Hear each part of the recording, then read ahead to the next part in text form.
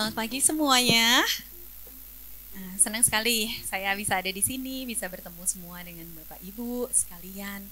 Nah, hari ini saya akan membawakan satu topik yang mungkin kalau kita melihat gitu ya anak-anak didik kita dengan kebutuhan khusus, biasanya ini menjadi topik yang cukup menarik gitu, karena hampir semua orang tua sering sekali menanyakan kepada saya topik ini. Nah, jadi hari ini kita akan mendiskusikan mengenai mempersiapkan keterampilan bahasa untuk sekolah atau untuk bisa menunjang keterampilan akademis. Nah, tetapi pada saat nanti kita akan lihat, mungkin Bapak Ibu juga akan sedikit melihat betapa kompleksnya yang kita sebut dengan bahasa. Nah, mungkin kita sama-sama hari ini ya mau melihat slide-nya. Boleh ditampilkan mungkin slide-nya? Nah, jadi hari ini yang akan kita diskusikan, mempersiapkan kemampuan bahasa untuk menunjang kemampuan akademis. Nah, kita semua tahu bahwa salah satu hal yang akan menunjang keberhasilan seorang anak di dunia akademis adalah kemampuan bahasa. Nah, kenapa nih kemampuan bahasa? Karena pada saat anak-anak di sekolah, yang harus mereka lakukan adalah mengikuti instruksi. Instruksi diberikan secara verbal, kebanyakan secara verbal. Nah, jadi untuk mereka bisa mengikuti itu, mereka harus bisa paham apa yang mereka dengar. Dan disinilah bahasa itu masuk, gitu ya. Kita mau lihat next slide. Disinilah bahasa itu masuk. Nah, jadi di sini saya ingin menampilkan nih kepada Bapak Ibu bahwa kalau kita bicara bahasa, maka kita bicara sebenarnya dua bagian besar. Yang pertama adalah bahasa lisan, kita sebutnya dengan spoken language. Bahasa yang kedua adalah yang kita sebut dengan written language atau bahasa tulisan. Nah, kenapa perlu dipahami kedua area ini? Karena dua-duanya inilah yang akan menunjang keterampilan akademis. Bayangkan seorang anak bisa atau tidak bisa mengikuti instruksi. Akan kesulitankah dia di sekolah? Sulit, sudah pasti. Bayangkan seorang anak tidak bisa memahami apa yang dia baca. Akan kesulitankah dia? Kesulitan. Karena apa? Karena isinya sekolah adalah bahasa. Tidak ada satu kurikulum pun yang tidak menggunakan atau mengandung aspek bahasa. Jadi mau tidak mau si anak harus bisa menguasai kedua aspek ini untuk menunjang keberhasilannya secara akademis. Jadi yang pertama adalah spoken language, yang kedua adalah written language. Nah, mungkin Bapak Ibu di sini sudah pernah dengar terminologi seperti reseptif, ekspresif. Siapa yang udah pernah dengar? Boleh angkat tangan? Oke, banyak ya. Reseptif artinya pemahaman. Ekspresif artinya kemampuan untuk bisa mengekspresikan diri, gitu, mengekspresikan apa yang dipahami. Nah, bahasa itu juga memang ada bagian reseptifnya dan ada bagian ekspresifnya. Dan ini ada di kedua area ini, baik lisan maupun tulisan. Jadi kita lihat kalau bahasa reseptif di bahasa lisan, maka kita asosiasikan itu dengan kemampuan untuk bisa mendengarkan, memahami stimulus yang diberikan secara verbal. Itu yang kita bilang sebagai receptive language, gitu ya. Paham apa enggak anak ini kalau diberikan instruksi, kalau saya ajak ngomong, gitu. Secara ekspresif, kita mengasosiasikan dengan kemampuan bicara. Bisa ngomong nggak anaknya? Bisa jawab pertanyaan nggak? Gitu ya. Itulah ekspresif yang ada di dalam pikiran kita. Tapi kalau sekarang kita lihat bahasa tulisan, ada nggak faktor reseptif dan ekspresifnya? Ada juga. Jadi bagian reseptifnya kita asosiasikan dengan kemampuan membaca, bagian ekspresifnya kita asosiasikan dengan kemampuan menulis. Kenapa?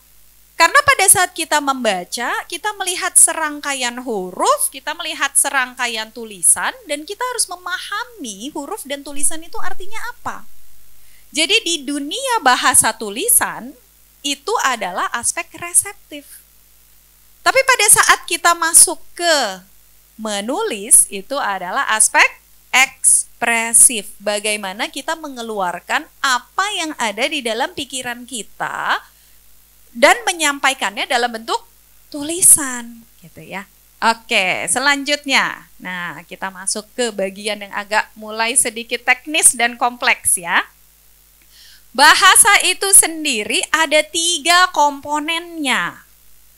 Ada komponen bentuk, jadi yang berhubungan dengan bentuk bahasa, tulisannya, kata-kata seberapa panjang, susunannya seperti apa. Nah, itu semua berhubungan dengan bentuk. Yang kedua adalah isi, ini berhubungan dengan artinya apa. Ya. Kata bola itu mengandung arti benda yang bulat, bisa dilempar, kita bisa tendang, digunakan untuk bermain. Nah, itu adalah bagian dari arti atau kita seringkali sebut dengan semantik. Dan yang ketiga adalah aspek yang namanya penggunaan. Kita sebutnya dengan pragmatik. Bagaimana caranya saya bisa pakai kata-kata yang saya tahu tapi dalam konteks sosial, gitu. Jadi misalnya kalau saya di sekolah, boleh nggak panggil guru saya lu? Boleh nggak? Nggak boleh. Kenapa nggak boleh? Gak sopan. Tapi kalau panggil teman saya yang setingkat, boleh nggak? Boleh. Kalau kita melihat anak-anak kita di sekolah memanggil temannya dengan kata-kata kamu, kedengarannya aneh nggak? Misalnya, kamu pergi kemana kemarin bersama mama kamu? Di antara anak-anak loh ya, gitu, di area Jakarta. Itu kedengarannya aneh, kita akan berpikir kok kaku banget ya, gitu. Kenapa? Karena kalau anak-anak di sekolah di Jakarta biasanya mereka ngomongnya, lu kemarin kemana sama nyokap lu, gitu ya. Kita dengarnya seperti itu. Itu nggak aneh, tapi begitu ada anak yang bilang, kamu kemarin pergi kemana bersama mama kamu? Aneh, kok baku banget, gitu. Nah, itu adalah aspek yang kita bilang sebagai aspek pragmatik. Gitu. Bagaimana kita menggunakan bahasa dalam situasi sosial. Nah, karena bahasa ini sangat kompleks, jadi kalau kita bicara apa yang membuat anak saya berhasil secara akademis, ini 3-tiganya harus bisa dikuasai anak kita dengan baik. Gitu. Oke, kita mulai dari pembahasan yang pertama. Next slide. Yang perlu kita ketahui adalah kemampuan bahasa yang satu akan menunjang kemampuan bahasa yang lain.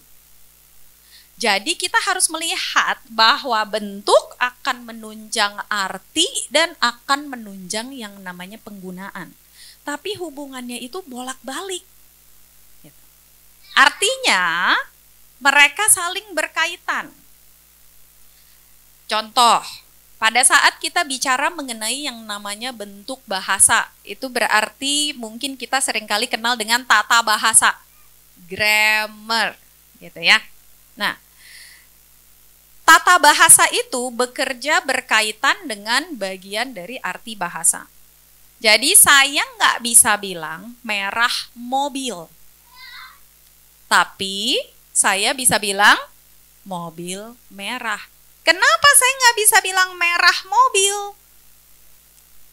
Karena berdasarkan tata bahasa Indonesia, merah mobil itu nggak ada arti yang benar.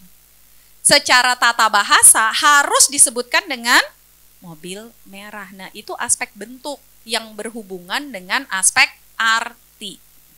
Saya akan coba paparkan ya satu demi satu. Tujuannya bukan untuk membuat Bapak Ibu berasa overwhelmed atau aduh banyak banget sih gitu. Tapi supaya Bapak Ibu bisa paham bahwa ini loh yang anak-anak kita harus pelajari. Dan kenapa bahasa itu menjadi sesuatu yang sangat susah gitu untuk mereka kuasai. Nah, kita mulai dari yang pertama. Jadi kita bicara mengenai aspek bentuk terlebih dahulu. Di dalam bentuk ada 3 aturan yang anak-anak kita harus kuasai. Kita sebutnya sebagai SOP. Ada yang namanya SOP yang berhubungan dengan fonologi. Ada SOP yang berhubungan dengan morfologi. Ada SOP yang berhubungan dengan sintaksis. Nah, fonologi itu isinya adalah aturan-aturan yang seorang anak harus kuasai yang berhubungan dengan bunyi di dalam satu bahasa. Contohnya, si anak itu harus mengerti bahwa semua bahasa punya bunyinya sendiri. Dan bunyi yang ada di dalam bahasa saya nggak ada di dalam bahasa lain. Contoh ya, suara yang sering kita temukan di dalam bahasa Inggris, di dalam kata-kata seperti think, gitu ya, think. Itu bahasa Indonesia nggak ada suara itu, gitu. Dan anak-anak kita harus secara aturan bahasa memahami bahwa suara itu nggak ada dalam bahasa Indonesia. Atau di dalam bahasa Indonesia ada suara c, ya, cantik, tapi nggak pernah ada di akhir kata. Nggak akan pernah ada di akhir kata di dalam bahasa Indonesia. Karena aturannya nggak seperti itu. Nah, itu adalah aturan-aturan yang berhubungan dengan fonologi. Nah, nanti saya akan coba jelaskan satu-satu ya. Morfologi. Morfologi itu aturan di mana sebuah kata yang kita punya itu kita bisa rubah-rubah, tambahin sedikit-sedikit dan artinya berubah. Contoh, kata baca. Saya kasih tambahan di depannya. Maka kalau digabung itu akan menjadi dibaca. Artinya sama nggak sama kata baca? Beda. Saya tambahin lagi kan di belakangnya, maka jadi dibacakan. Sama nggak artinya sama dibaca? Enggak. Sama nggak artinya sama baca? Enggak. Beda ya. Nah, kalau depannya saya tambah me, jadi membaca. Sama nggak dengan dibacakan? Nggak sama. Sama nggak dengan baca? Nggak sama. Sama nggak dengan dibaca? Nggak sama. Kalau saya tambahin me dan kan jadi membacakan, sama nggak artinya? Nggak sama, gitu. Dan anak-anak kita perlu menguasai ini. Jadi bayangkan, nggak cukup loh untuk mereka cuma tahu kata baca. Nggak cukup. Kenapa? Karena begitu mereka ketemu kata yang namanya membacakan, dibacakan, membaca. Walaupun sama-sama kata dasarnya sama ya. Kata dasarnya adalah baca. Artinya berbeda semua. Kompleks kan? Mabok kalau kita pikir loh. Kasihan loh. Gitu ya. Oke. Nah, mungkin kita bisa back dulu. Nah, ada satu lagi nih. Sebelum kita masuk secara detail, yaitu sintaksis. Sintaksis itu tata bahasa. Tata bahasa ini artinya si anak harus bisa tahu bahwa kalau dia bikin kalimat, saya sekolah pergi ke. Itu bukan kalimat namanya. Salah nggak? Salah, nggak bisa. Tapi kalau kata yang sama disusun menjadi saya pergi ke sekolah, jadi kalimat nggak? Jadi kalimat. Bener nggak? Bener. Kata-katanya sama nggak? Sama. Yang beda cuma apa? Susunannya. Dan susunannya harus spesifik. Saya sekolah pergi ke, nggak bisa. Saya ke sekolah pergi, nggak bisa juga. Harus saya pergi ke sekolah. Kalau nggak, semua kombinasi yang lain salah. Kompleks nggak? Kompleks. Gitu. Dan kalau anak-anak kita nggak bisa hal-hal seperti ini, maka akademik bisa dibayangkan ya. Yang namanya situasi akademik akan menjadi mimpi buruk buat dia. Kalau saya nggak bisa, itu jadi mimpi buruk buat saya, nightmarish gitu ya. Makanya sekolah itu bisa menjadi sesuatu yang sangat sulit untuk anak-anak kita karena kekompleksan yang namanya bahasa. Oke, itu baru aspek bentuk. Nah, kita mau melihat aspek bentuk secara detail. Next slide. Oke. Tadi saya bilang fonologi adalah tentang bunyi, ya, Bapak Ibu. Jadi bagaimana di dalam bahasa kita ada bunyi-bunyi tertentu. Nah, jadi di dalam area fonologi, anak itu harus menguasai yang ini nih, nomor 1, konsep yang namanya fonem. Nomor 1, untuk dia bisa mengerti atau dia bisa mengikuti atau dia bisa berhasil dalam konteks akademis, dia perlu bisa menyuarakan semua bunyi bicara yang ada di dalam bahasanya. Anggaplah di dalam bahasa Indonesia. Sekarang ada yang tahu berapa bunyi suara vokal dalam bahasa Indonesia yang harus kita bentuk? Vokal aja. Hurufnya ada berapa? 5. Apa aja hurufnya? A, I, U, E, O. Suaranya ada berapa? Ada yang tahu? Kita ngomong bahasanya sepanjang hidup kita ya. Suara vokal dalam bahasa Indonesia ada berapa? 10, Bapak Ibu. Dan 10-10-nya harus bisa diucapkan dengan baik. Kebanyakan akan melihat kepada saya, ini kayaknya Ibu Sheila agak-agak bohongin saya hari ini. Nggak mungkin ada 10 suara vokal, hurufnya cuma 5. Dapat dari mana? Gitu ya. A, ada 1 ya, dikata ayam. I, ada 2. Gigi sama gigit, itu 2 suara vokal yang berbeda. G, I, gigi, G, I, gigit. 2 suara vokal yang berbeda. Ya. Suara E, huruf E. Ada enam, ya. Ada E, sore. Ada E, bebek. Itu bukan E, itu E. Ada 3 suara E dalam bahasa Indonesia. Nggak sadar kan? Nggak sadar. Suara O, ada 2. Toko dan tokoh. O dan O.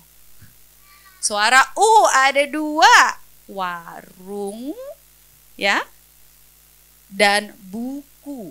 1 U, 1 U. 10 suara vokal dalam bahasa Indonesia.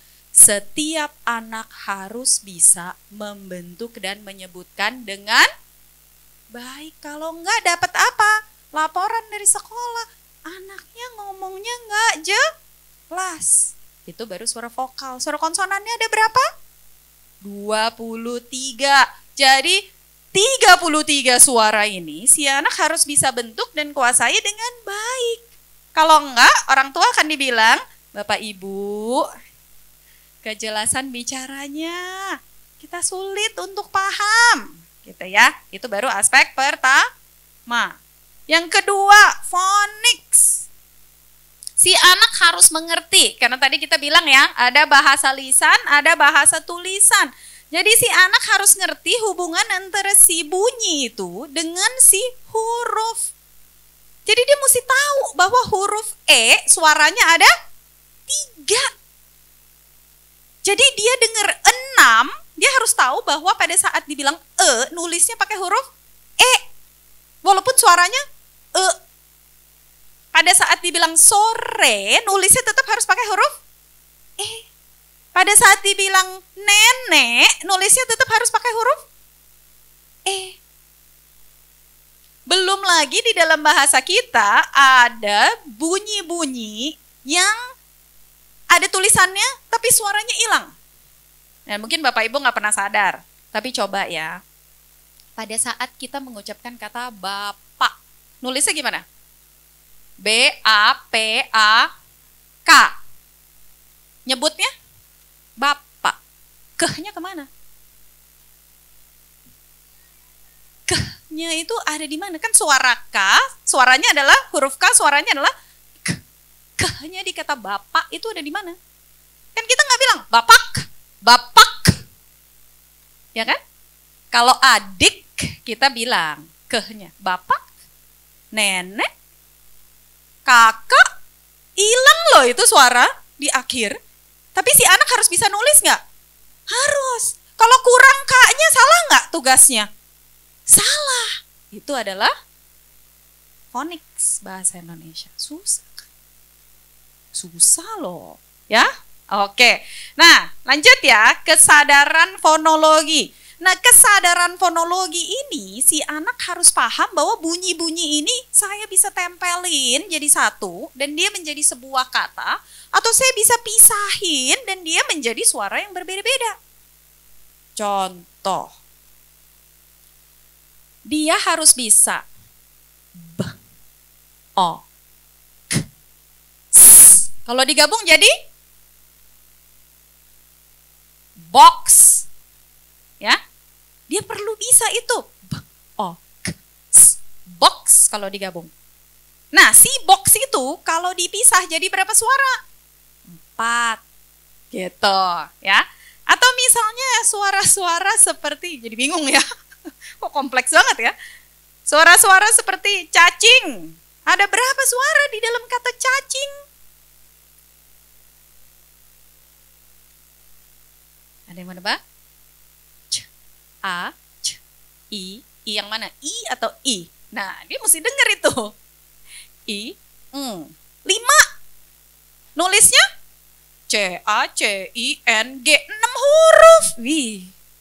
Jadi gimana nggak anak-anak kita pusing? Dia perlu belajar ini ya. Itu yang namanya kesadaran fonologi. Gimana bisa menggabungkan bunyi, kemudian memisah-misahkan bunyi. Tujuannya buat apa? Supaya bisa baca dan supaya bisa nulis. Gitu. Jadi waktu anak itu dikte, misalnya ya, bola, tulis bola. Masa kamu nggak bisa? Kan kata-katanya gampang banget, cuman bola. Nah, yang ada di dalam pikiran dia harus seperti ini. Bola itu suaranya apa aja? Dia harus bisa pisahin dalam brainnya dia. B, O, O, A, B, B itu hurufnya kayak apa?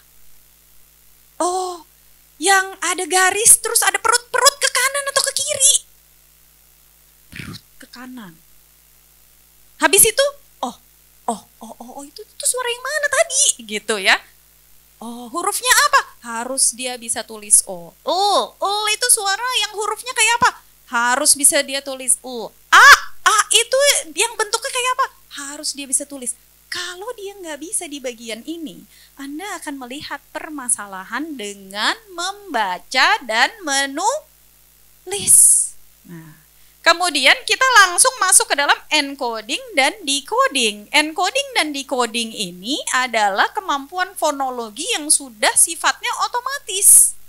Artinya kita sudah nggak melihat nih, membaca dalam konteks satu kata. Yang dilihat adalah baca soal cerita. Baca soal cerita bisa nggak pelan-pelan? Nggak bisa. Pada saat dia membaca, dia bacanya harus cepat. Kalau soalnya adalah seperti ini. Adi punya 2 apel. Tapi anak itu nggak bisa melakukan proses decoding dengan cepat. Jadi baca gini. Adi punya apel. Pada akhir apel dia udah nggak tahu apa yang dia baca. Kenapa?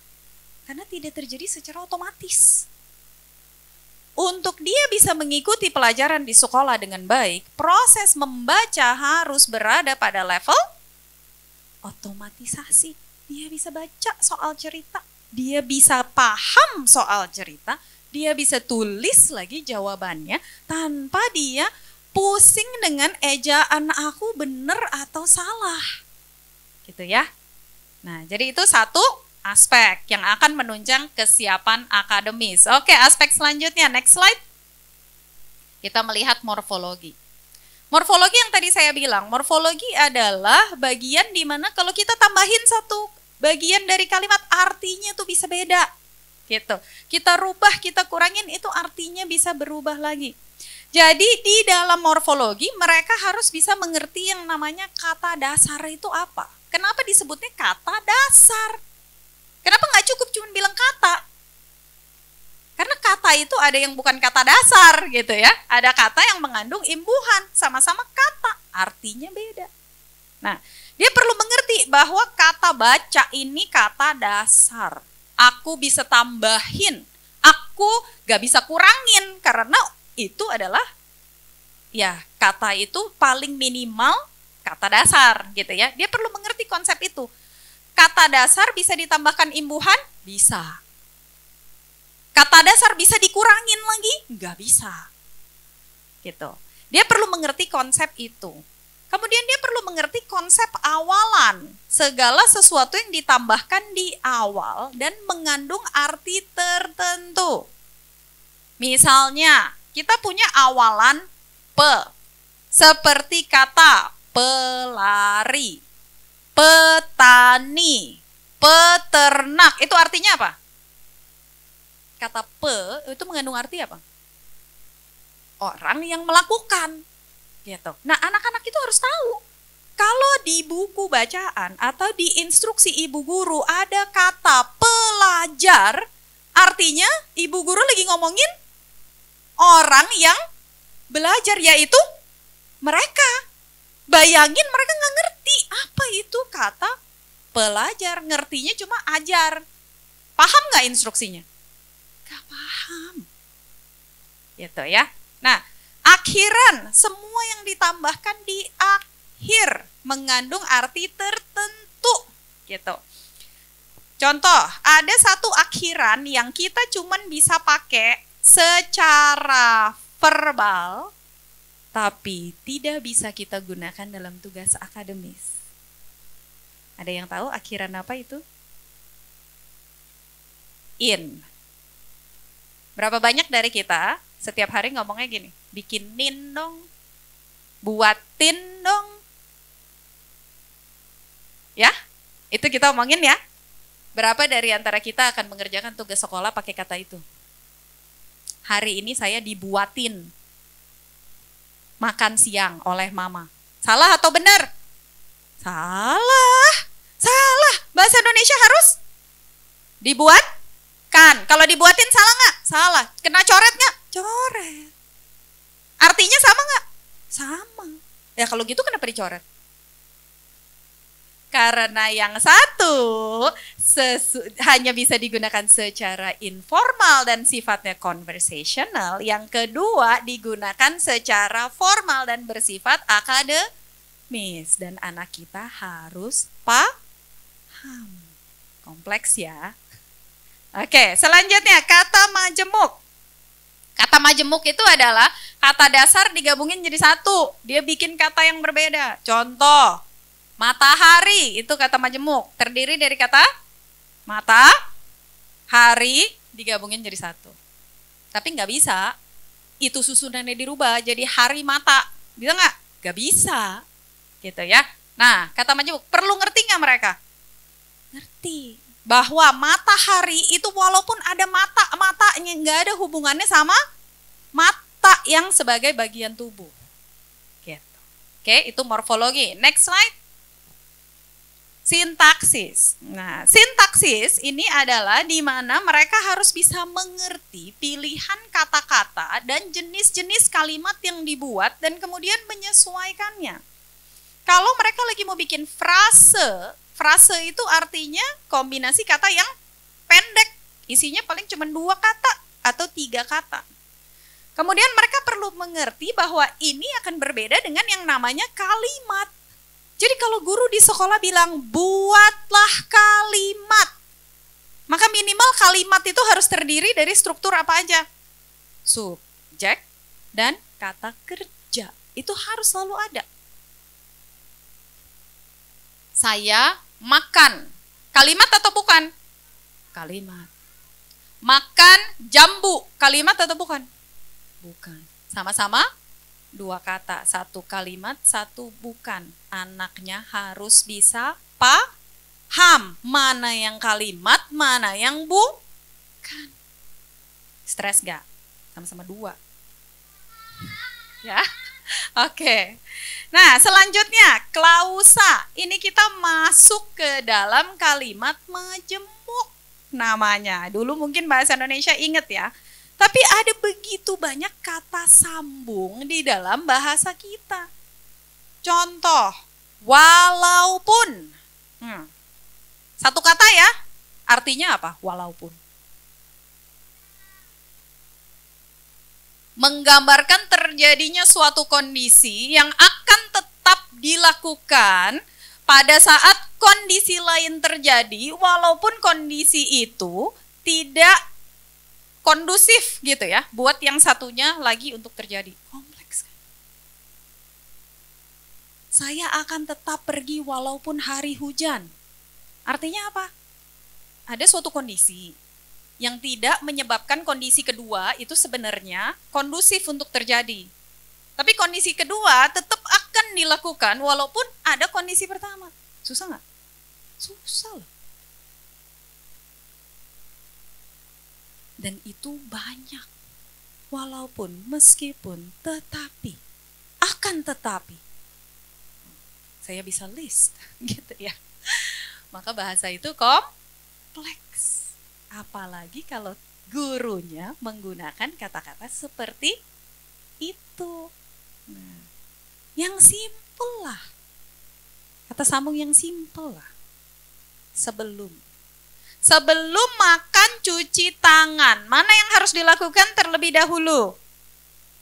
Cuci tangan. Habis itu makan, ya. Cuci tangan sebelum makan. Mana yang harus dilakukan dulu? Cuci tangan. Habis itu sama nggak? Kenapa yang tadi sebelumnya di depan, yang ini di tengah? Kenapa bikin aturan kayak gitu? Kenapa nggak bikin aturan 1 aja? Sama nggak artinya? Sama. Anak itu harus tahu nggak bahwa dua-duanya artinya sama? Sama. Bingung nggak dia? Kenapa yang satu harus di depan? Kenapa yang satu harus di tengah? Kapan aku pakai di depan? Kapan aku pakai di tengah? Perlu paham dia? Perlu paham. Karena kalau dia nggak paham, instruksi sehari-hari di lingkungan sekolah akan menjadi sangat sulit. Gitu ya. Oke. Selanjutnya tanda baca. Nah, tanda baca ini hanya ada di bahasa tulisan. Nggak ada di bahasa lisan. Dan ini super kompleks. Kenapa? Karena berhubungan dengan intonasi. Kalau orangnya ngomong, mau makan apa, maka harus diakhiri dengan tanda tanya, gitu. Nggak bisa yang lain. Nah, itu adalah kompleksitas tanda baca. Karena di dalam bahasa tulisan, nggak mungkin dia tulis, mau makan apa tanda tanya. Nggak bisa. Ya, tanda tanya itu harus dikenali dengan mengenali yang namanya intonasi dan arti dari intonasi itu. Gitu. Fungsinya apa dalam sebuah kalimat? Oke, selanjutnya. Nah, isi dan penggunaan. Dari isi dan penggunaan kita ada 2 bagian, yaitu semantik dan pragmatik. Oke, next slide. Nah, semantik ini yang menjadi biasanya konsentrasi Bapak Ibu kalau anak-anaknya masih sangat muda atau bahasanya belum banyak. Bagaimana kita bisa meningkatkan penguasaan kosakata? Nah, penguasaan kosakata aja ada banyak nih. Ada yang namanya konsep dasar yang harus dikuasai. Konsep itu namanya konsep deskriptif, konsep spasial, konsep tempat gitu ya. Konsep temporal, konsep waktu, kemudian konsep conditional, kata-kata yang mengandung suatu konsep bahasa tertentu. Konsep deskriptif, contohnya besar, kecil, kasar, halus, warna, itu semua konsep deskriptif, konsep untuk mendeskripsikan suatu benda. Kemudian ada konsep yang namanya spasial, konsep yang berhubungan dengan tempat. Di dalam, di luar, di bawah, di atas, di sebelah, ya. Kemudian konsep kuantitas, banyak, sedikit, lebih banyak, lebih sedikit, paling banyak, paling sedikit. Gak paham, maka gak hanya instruksi, tapi pelajaran yang berhubungan dengan kuantitas atau matematika juga akan menjadi sulit, ya. Oke, kemudian conditional yang tadi saya bilang, walaupun, meskipun, tetapi, sebelum, karena. Nah, itu semua konsep-konsep bahasa yang kita sebut dengan conditional concepts. Kemudian hubungan antar kata. Satu kata dengan kata lain hubungannya apa? Berlawanan, mirip, sama artinya, merupakan bagian dari yang lain. Nah, anak-anak harus paham ini. Hubungan sebab akibat. Ya. Jika, maka, gitu. Kata yang bermakna ganda. Tahu dan tahu sama-sama ditulis dengan huruf yang sama. Artinya beda. Gitu ya. Oke. Pertanyaan, mereka harus tahu. Pertanyaan itu menanyakan apa? Pertanyaan siapa menanyakan? Orang. Pertanyaan di mana menanyakan? Tempat. Boleh ketukar nggak? Nggak boleh. Kalau ketukar jawabannya salah. Gitu ya. Oke. Kemudian bahasa kiasan, metafor, hiperbola. Nah, ini biasanya untuk anak-anak yang usianya lebih besar. Tapi harus dipahami. Selanjutnya,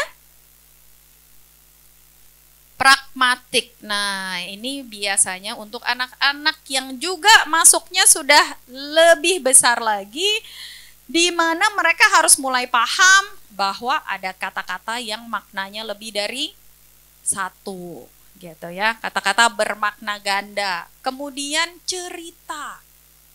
Cerita itu adalah bagian dari satu bahasa tapi panjang dan satu kalimat berhubungan dengan kalimat lainnya sehingga membentuk satu konsep tertentu. Nah, itu mereka harus bisa. Kemudian wacana, pemahaman dalam konteks percakapan. Jadi kalau dikasih bacaan yang bentuknya percakapan, dia harus mikir, ini tentang apa? Gitu. Dan harus bisa.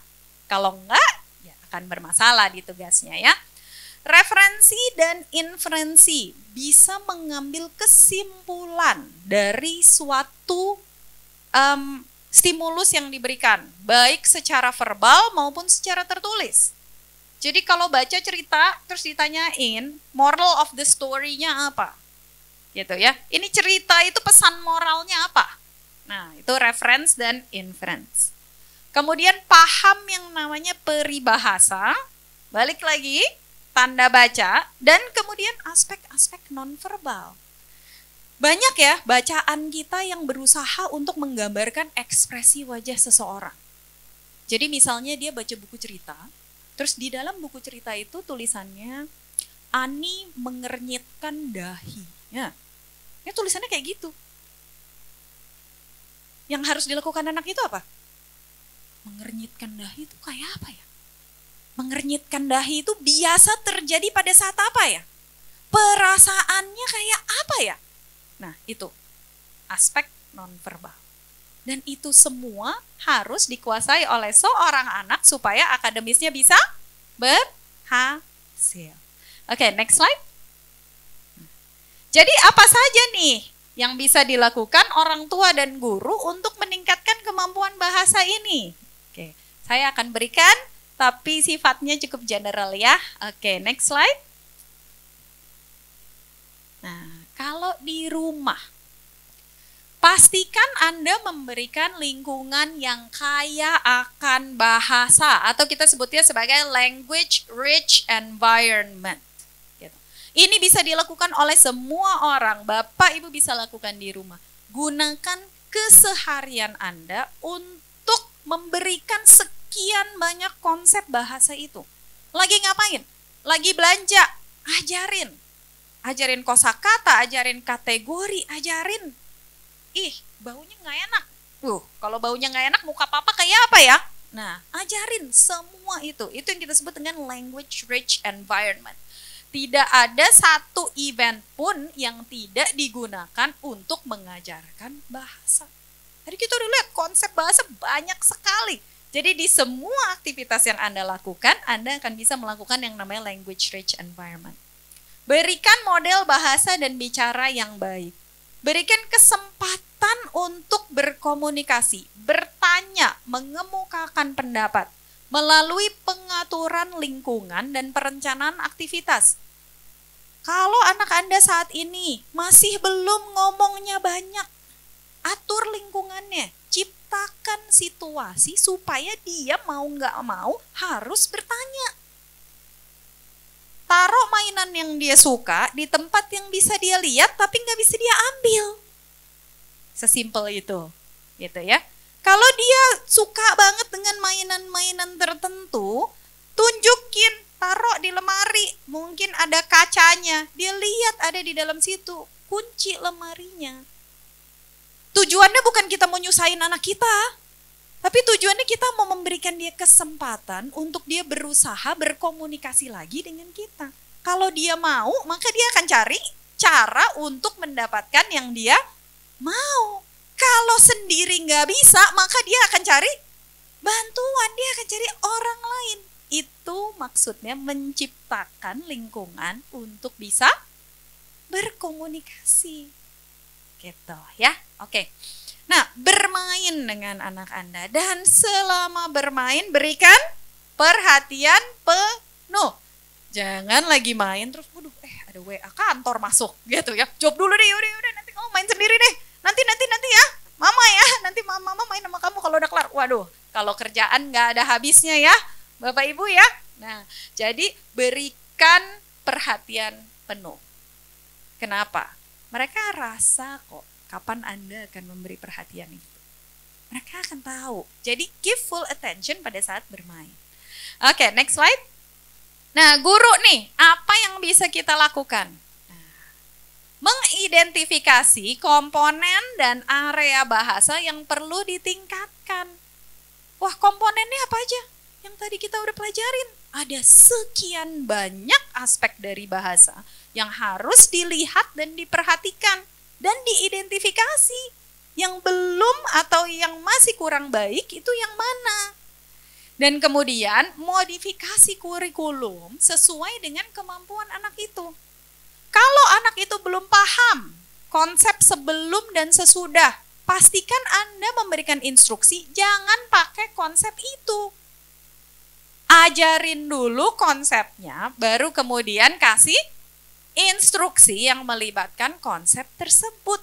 Modify, ya. Oke, berikan akomodasi sesuai kebutuhan dan kemampuan untuk dapat membantu proses pembelajaran akademik. Nah, untuk Bapak Ibu guru yang berada di sekolah, maka biasanya kita akan mengacu kepada yang kita sebut dengan RTI atau Response to Intervention. Ada 3 tier dari Response to Intervention dan biasanya yang dilakukan di sekolah adalah tier 1 dan tier 2. Jadi lakukan tier 1 dan tier 2 dari RTI level ini. Berikan akomodasi lingkungan gitu. Apakah anak ini tempat duduknya harus dipisahin? Apakah harus deket sama gurunya? Apakah harus ada temennya, ada peer buddy-nya? Nah, guru-guru bisa membuat akomodasi seperti itu. Dan alat bantu pembelajaran atau yang kita sebut dengan adaptive equipment. Jadi kalau misalnya memang dibutuhkan gitu ya, apakah ada hal yang anak ini butuhkan untuk bisa memahami bahasa dengan lebih baik? Perlu visual kah? Perlu gambar kah? Perlu visual chart kah? Perlu AAC device kah? Nah, gunakan itu semua. Oke, next slide. Nah, ini yang tadi saya bilang ya, tier 1, tier 2, dan tier 3.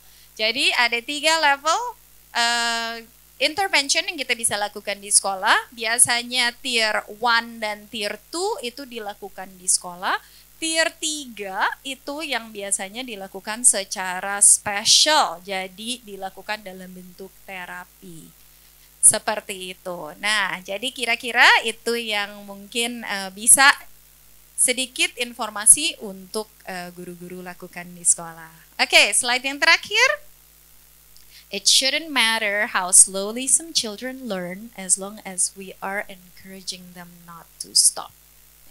Saya tahu bahwa semua anak akan bekerja dengan cara yang berbeda-beda, dengan pacing, dengan waktu yang berbeda-beda. Yang penting mereka tetap dan terus belajar.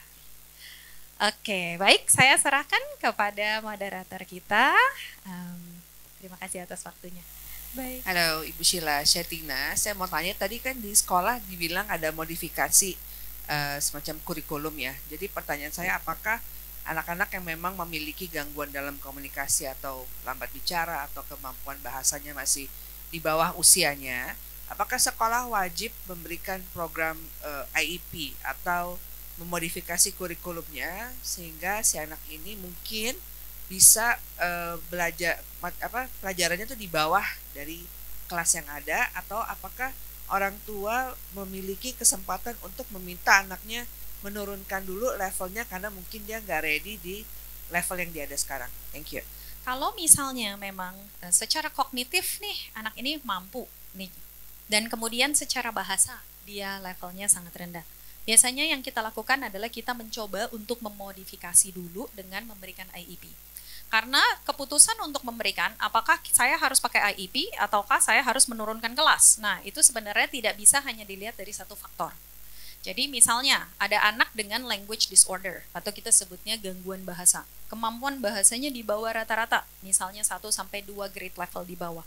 Tapi pada saat kita lihat secara kognitif, sebenarnya fungsi kognitifnya cukup baik gitu.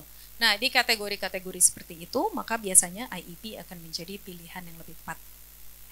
Nah, tetapi kalau misalnya anak ini memang punya kesulitan dan memiliki kesulitannya secara keseluruhan, sehingga orang tua memilih, oke, apakah saya turunin aja nih, gitu ya, levelnya, yang tadinya mungkin kelas 1, saya turunin lagi deh di TK. Nah, tergantung dari kondisinya, di anak-anak dengan kondisi-kondisi tertentu, atau misalnya kondisinya memiliki kesulitan secara menyeluruh, maka belum tentu keputusan untuk menurunkan satu tingkat menjadi keputusan yang bisa membuat banyak perubahan.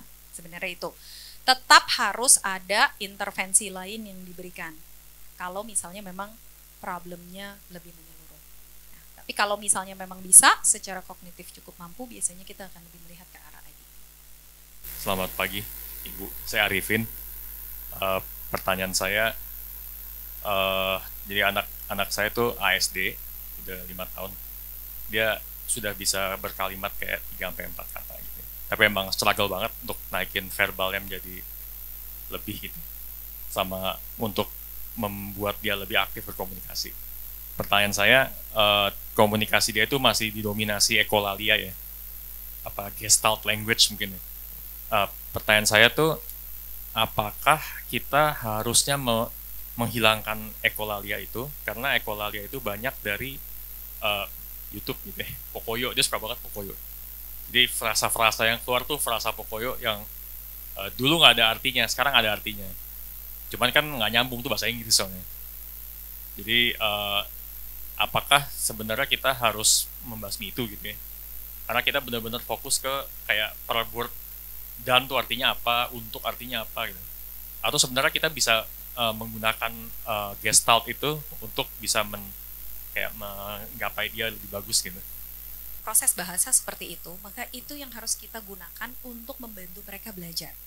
Karena yang sedang diajarkan saat ini adalah analytic language processing gitu ya, dimana jadi gestalt lawannya analitik gitu. Kalau gestalt itu melihat secara keseluruhan, yang satu itu analitik satu-satu. Nah, ini kita melihat anak yang mungkin Bapak Ibu sudah tahu memprosesnya secara gestalt, tapi kita ajarinnya dengan metode analitik. Wah, susah ini gitu ya.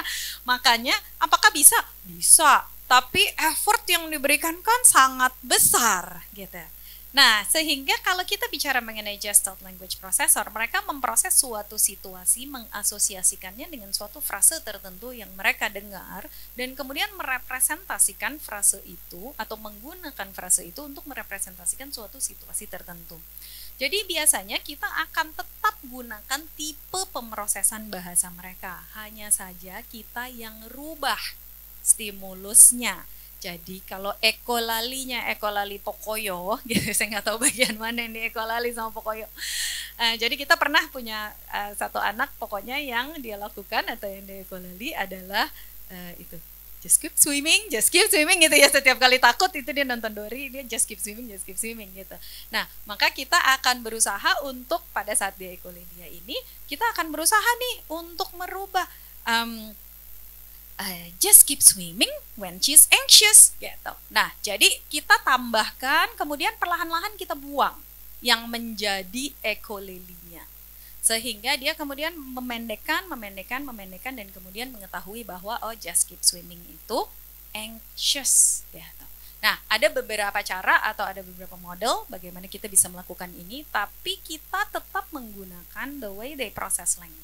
Kita tetap menggunakan itu, mengerti itu, kemudian mencoba untuk menggunakan cara mereka memproses language untuk bisa meningkatkan pemahaman mereka.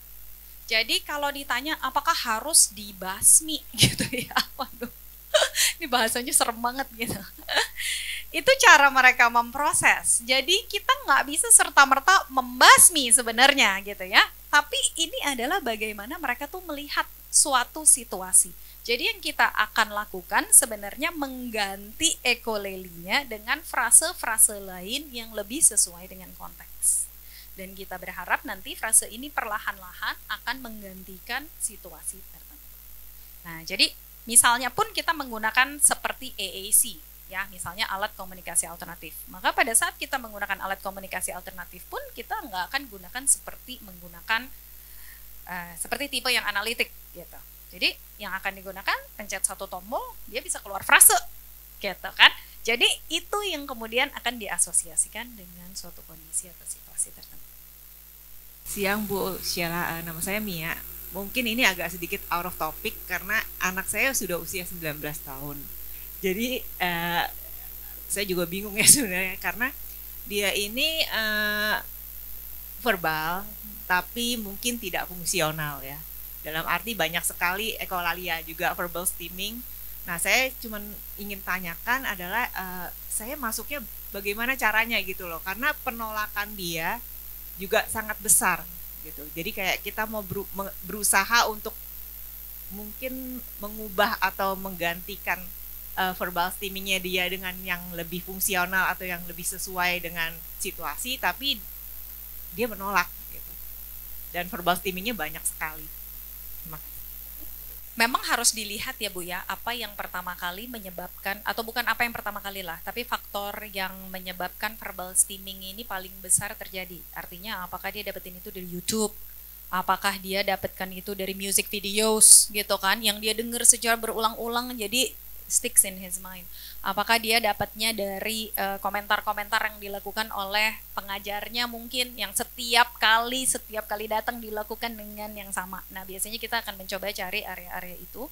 Tapi kalau misalnya usianya memang sudah cukup besar, maka kita bisa mencoba menggunakan media-media lain gitu. Misalnya seperti yang saya bilang, kita bisa menggunakan Alternative Augmentative Communication gitu, AAC device, yang kemudian juga akan bisa membantu dia untuk mempelajari the next sequence gitu ya. Karena kan kalau kita yang ngajarin, kayak yang Ibu bilang tadi, oh dia udah gak mau nih, dia udah menolak nih gitu ya. Setiap kali saya deketin, setiap kali saya suruh ngomong, setiap kali saya diajarin, itu mungkin udah sesuatu yang sangat sulit. Nah, makanya pada saat level-level tertentu, usia tertentu, dan kita sudah melihat nih ada permasalahan seperti itu, biasanya kita sudah mulai mencoba memberikan AAC, di mana dia nanti akan belajar gitu kan. Misalnya kalau dia lihat gambar atau ikonnya kita bisa asosiasikan gitu ya dengan hal-hal tertentu yang dia suka.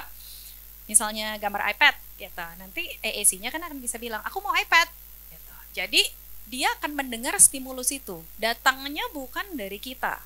Kenapa? Karena memang anak-anak dengan ASD itu sangat sulit untuk memproses social stimuli. Sebenarnya itu yang menjadi problem terbesar mereka. Tapi mereka lebih mudah untuk memproses environmental stimuli atau stimulus-stimulus yang gak datangnya dari orang gitu ya, lawan bicara dia langsung.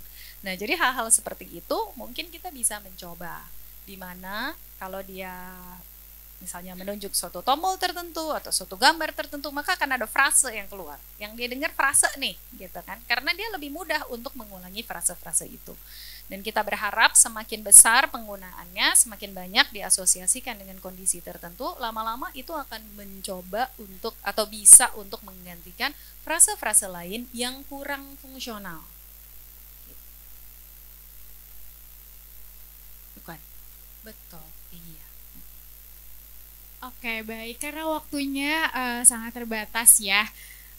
Saya mungkin izin memberikan kesimpulan tadi untuk strategi di rumah, yaitu ada memberikan lingkungan yang kaya akan bahasa pada anak, model bahasa yang baik, dan kesempatan untuk anak dalam berkomunikasi melalui pengaturan lingkungan dan perencanaan juga bermain dengan anak. Kemudian juga bagi guru dapat mengidentifikasi komponen dan area bahasa yang perlu ditingkatkan, memodifikasi kurikulum sesuai kemampuan dan kapabilitas anak, dan memberikan akomodasi-akomodasi sesuai dengan kebutuhan dan kemampuan untuk dapat membantu proses pembelajaran akademik.